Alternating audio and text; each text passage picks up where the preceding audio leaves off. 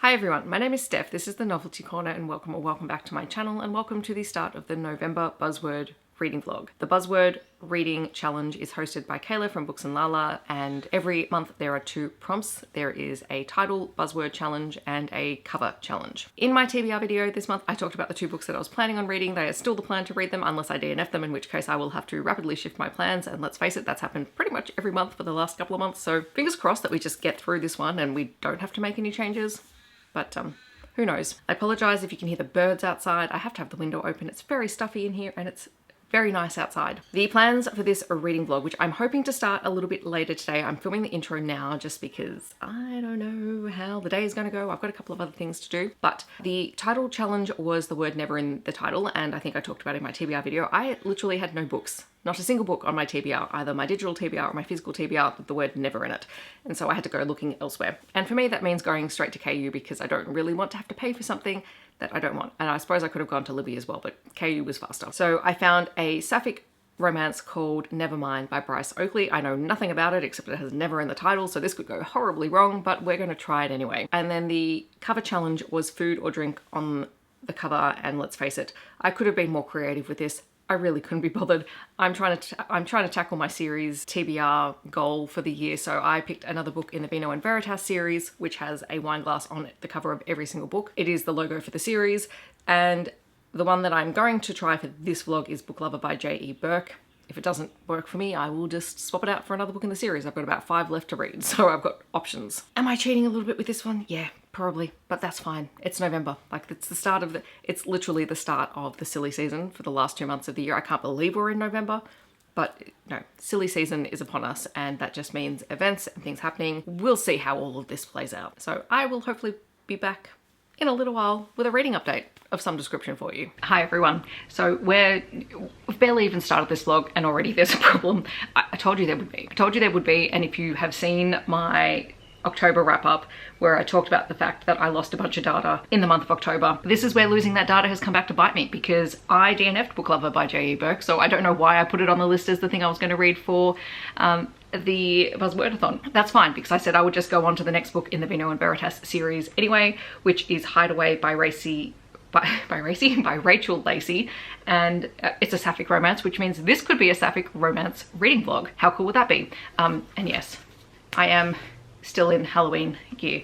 This is the t-shirt that my hockey team came up with, or the design they came up with for Halloween, even though our season's done. I also have a sweatshirt, which I will probably end up wearing later tonight, so you might see me in it. I don't care that it's November. I don't care. I'm gonna wear it. I don't know what Hideaway is about, except that it's sapphic and is set in the same Vino and Veritas small town world. It has a little wine glass on the front cover. I guess we'll find out together. All right, I suppose I should do some kind of update because I'm about 50% of the way through Hideaway, which is the story of Phoebe, who is returning to her grandmother's house cabin in Vermont, and her grandmother passed away a year prior, and Phoebe has just broken up with her girlfriend and lost her job due to an online viral thread through no fault of her own, and her dad is planning on renting out this cabin, and so Phoebe has to get away from everything and all the publicity and everything around this viral social media post.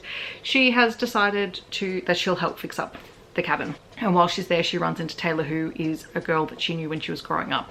They were the best of friends, and Taylor was also Phoebe's first kiss, but she freaked out and they basically didn't stay in touch. So it is a second chance romance. Taylor happens to work at the local dog shelter, and they have a pregnant dog who they need to find someone to foster her while she gives birth to the dogs, and she manages to convince Phoebe to do that. So we've just gotten to the point where the dog has had the puppies, and I mean, adorable puppies. We love puppies. Taylor is kind of desperate to buy this place. She helped to take care of it for Phoebe's grandmother as she was getting older, and it would be perfect for her to be able to raise dogs and to have her own space. And Phoebe's just put out feelers with her dad to see if he would be willing to sell it. At the moment, not. So yeah, like, it's enjoyable. It's a very easy read. I don't really have many other thoughts other than that, except yay, cute puppies. Alrighty friends, so I finished Hideaway. I enjoyed it. It's a very light, easy to read story. It's very predictable. Totally fine. I'm not complaining about that. We were obviously headed towards Phoebe reevaluating what it was that she wanted in life, and, you know, finding a way to be able to continue to do the work that she was doing in Boston, in Vermont, and Taylor being willing to take a risk on potentially a long distance relationship and, you know, being able to talk about it. There was no third act breakup in this one, so it was great. It has cooled down just a fraction. Like, we're in spring, it's 8 o'clock, it's still light out, but we're still in that in between where it's not quite warm and not quite cold. But anyway, so I've got the sweatshirt on. Can I just say that I love that they came up with a Halloween patch for the team. Like, that's my favorite thing about this. The rest of it, like, I do love the skeleton horse and the pumpkin, but the patch, it's my favorite thing. As per usual, I'm going to give you 5 recommendations for books with food or drink on the cover. I've got a couple of novellas. All of these are romances. I don't know if I have included them in previous ones, but if I have, whatever. They weren't in the last one. I know, because I picked up quite a few of those books and went, I cannot repeat those 2 months in a row. Starting off with The Worst Best Man by Mia Sosa. This is a hate to love romantic comedy. Our female protagonist was left at the altar. She ends up having to work on a wedding with the best man from her own wedding, and, you know, there are some complicated feelings there. It was a really fun read when I read it back in the day when it first came out. I think I stretched the truth a little bit when I said that these were all romances. The next book is not quite a romance. It is a cozy fantasy with some romantic leanings underneath it in the whole series. It is Emily Wilde's Encyclopaedia of Faeries. This entire series by Heather Fawcett is really fun because it is told through a series of journal entries by Emily Wilde, who studies fairies. And so she's gone to this very small village to study the fairies and the fairy lore that's there, and she's accompanied by someone from her university, Wendell Bambleby, who may or may not be as clueless as he initially appears to Emily, and it's a really delightful time. Like, honestly, just a really easy kind of read. Curl up on the couch with a cup of tea kind of read. 2 novellas. There is Love Language by Jax Calder. It's a queer, grumpy sunshine romance set in a workplace about 2 colleagues who are forced to share an office. They have very opposite personalities. It's super short, it's really easy to read, delightful. As the holiday season approaches, Meet Me in Los Feliz by Kelly Reynolds is a really great queer holiday romance with 2 bisexual characters. I haven't read this in years. I should probably reread it in December. It is a delightful Christmas romance set in California, so it's a summery kind of Christmas, even though it's winter there. And I appreciate any and all stories that feature warm Christmases and not cold Christmases. It is super steamy. Like, it is a very steamy read. And then there is one book that I couldn't pass up including in here because the entire cover is covered in a particular type of fruit. I forgot to say what is on here. There's a wedding cake on this one. There is a raspberry on here, and I think some other kind of berries down the bottom. You've got the coffee cups and another cup of coffee. And then there is In a Jam, which has a lot of raspberries on it. One of my favorite contemporary romances of all time. It is a teenage friends, second chance turned lovers story with a very grumpy MMC who is raising his niece, who swears like a sailor and is the best child you will read in a contemporary romance book. Like, Jenny steals the entire show of this book, and I am not mad about it. But of course, Shay and Noah are just amazing in this.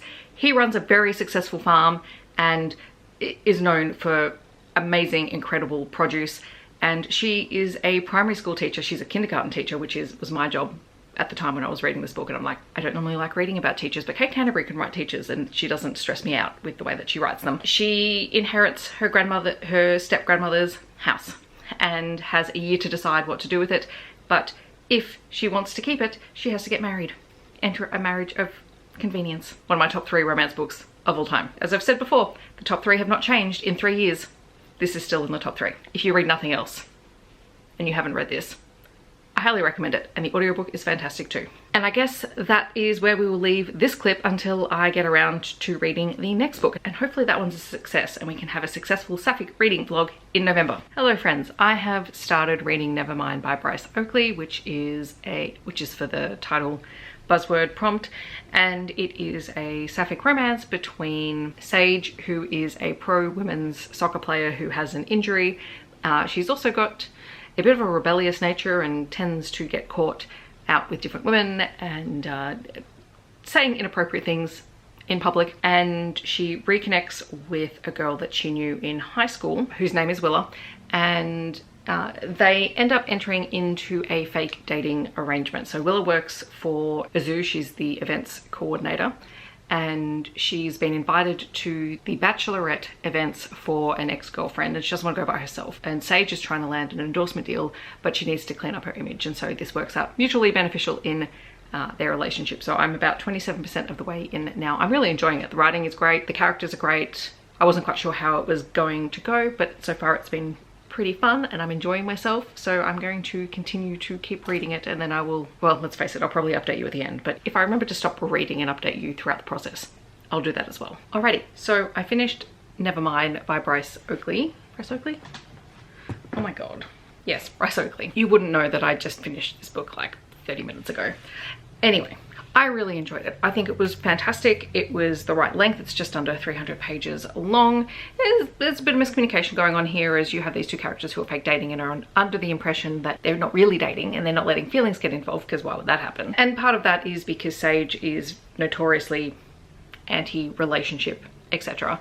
However, she is the one who realizes pretty quickly that maybe this is something more, and that she wants it to be something more. Willa knows pretty quickly that she's falling for Sage, but she's also like, okay, well, Sage just said no on the relationship front. I think at about 50% of the way through the book, Sage begins to consider what life is like post-soccer, because she's injured. She's trying to make the national team again, but she's in her early 30s, and it's highly unlikely that she's going to be continuing for plenty more years, just by virtue of age and prior injuries and things like that. And so eventually she comes up with the idea of starting a foundation and raising money to support girls and trans kids getting access to soccer training that they might not otherwise be able to afford.